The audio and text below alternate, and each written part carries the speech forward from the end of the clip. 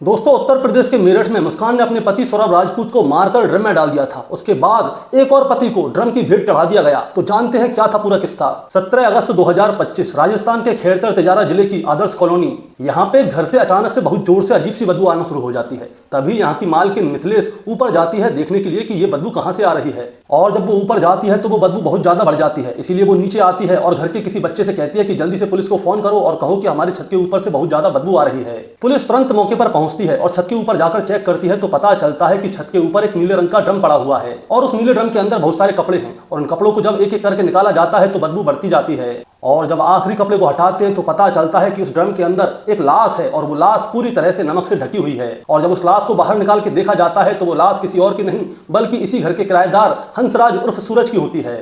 हंसराज मूल रूप से उत्तर प्रदेश के शाहजहांपुर का था, लेकिन फिलहाल वो खैरतर तिजारा में एक ईंट के भट्टे पर काम किया करता था और लगभग 3 महीने पहले वो अपनी पत्नी सुनीता और 3 बच्चों के साथ इस घर में आकर किराए पर रहने लगा।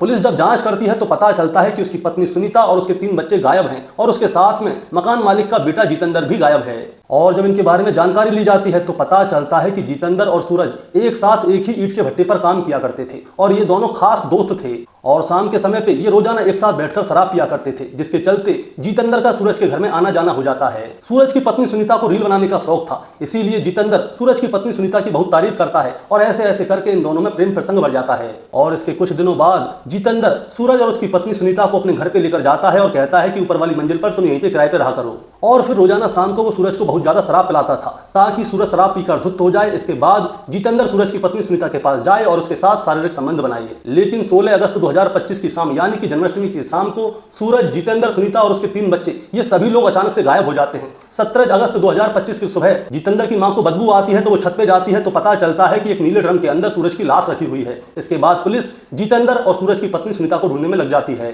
और इसके अगले दिन यानी कि 18 अगस्त 2025 को रामगढ़ विधानसभा क्षेत्र के अंतर्गत अड़बड़ा ईंट का भट्टा है, वहां पे जितेंद्र और सुनीता अपने 3 बच्चों को लेकर ईंट के भट्टे पर काम मांगने के लिए जाते हैं। लेकिन इससे पहले ही सोशल मीडिया पर यह खबर फैल चुकी थी कि सुनीता नाम की एक महिला ने अपने आशिक जितेंद्र के साथ मिलकर अपने पति सूरज की हत्या कर दी है और फिर उसे एक नीले ड्रम में डाल दिया है और ऊपर से बहुत सारा नमक डाल दिया है जिससे उसकी लाश सड़ जाए और गल जाए। और इसके बाद वो अपने 3 बच्चों को लेकर अपने आशिक जितेंद्र के साथ भाग गई है। भट्टे के कारीगर सुनीता और जितेंद्र को देखते ही पहचान जाते हैं और वो चुपचाप पुलिस को फोन कर देते हैं। पुलिस आती है, सुनीता, उसके आशिक जितेंद्र और तीनों बच्चों को अपनी हिरासत में लेकर सीधे थाने जाती है। और तब जाके पता चलता है कि जितेंद्र ने पहले सूरज की गर्दन को काटा था और इसी बीच इन दोनों के बीच में हाथापाई होती है और उसी हाथापाई में जितेंद्र के हाथ पे भी उस धारदार हथियार से निशान बन जाते हैं। और अभी पुलिस इनसे पूछताछ कर रही है। पुलिस जानना चाहती है कि जितेंद्र और सुनीता के अलावा क्या इस हत्याकांड में कोई और भी शामिल था।